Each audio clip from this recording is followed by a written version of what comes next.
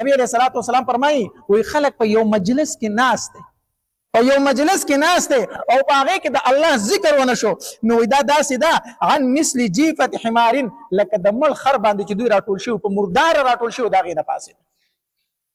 یو مجلس ته راټول شوی او ناس ته پکې ګپې شپې پکې لګي د نیمې شپې پورې سپالتو مجلس چې دا په دې مجلس کې کیږي خو د الله ذکر پکې نه کیږي نبی رسول الله فرمایي د دې مثال داسې لکه دوی یو مردار ته راټول شوی او لاړ پاسه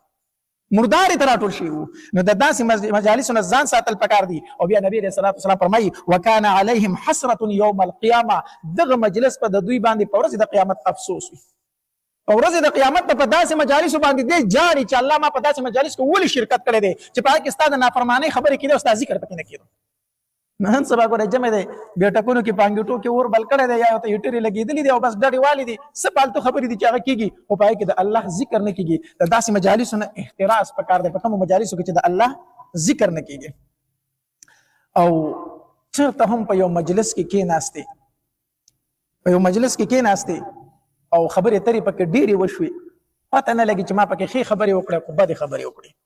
نو بیا پکار دا ده چې د داسې مجلس نه پاسې نو په آخر کې یوه دعا ده هغه ووایه که څه کوتاهۍ پکې درنه شوي نو هغه به درته الله تبارک وتعالی څه کړي معاف کړي لکه حدیث مبارک کې راځي نبی علیه الصلاة والسلام فرمایي من جلس مجلسا کثر فیه لغته څوک په یو مجلس کې کېناست او په هغې کې ډېرې خبرې وکړي ډېرې خبرې پکې وکړي سمې خبرې پکې مو وکړي ګډې وډې خبرې پکې مو وشوي او بیا د پاسېدو نه مخکې دا دعا وویله چې سبحانک اللهم وبحمدک اشهد ان لا اله الا انت اشهد ان لا اله الا انت استغفرك واتوب الیک نبی علیہ الصلوۃ والسلام فرمایي والا غفر له ما كان في مجلسه ذلك الله تبارک وتعالى ورته د مجلس کې چې څه ویلې شو دا غي معافي ورته وکړه دا غي ورته معافي وکړه نو مجلس کې د ناس ته کړی و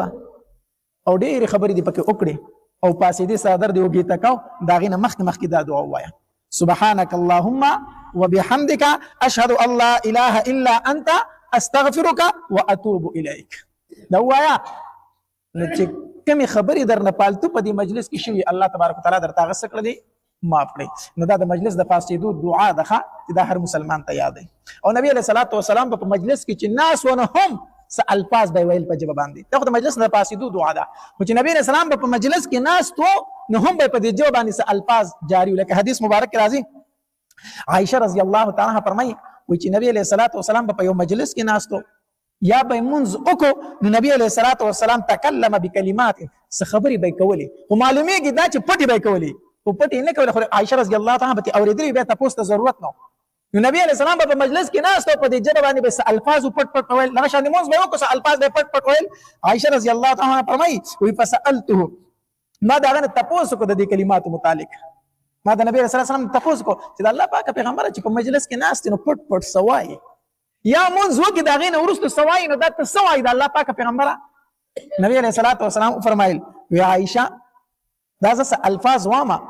خدا چې کله ته په مجلس کې ناست او دا وای کنه او کمی ښې خبرې دې پکې کړي نیکې خبرې دې پکې کړي نو دا کلمات په هغې باندې مهر وي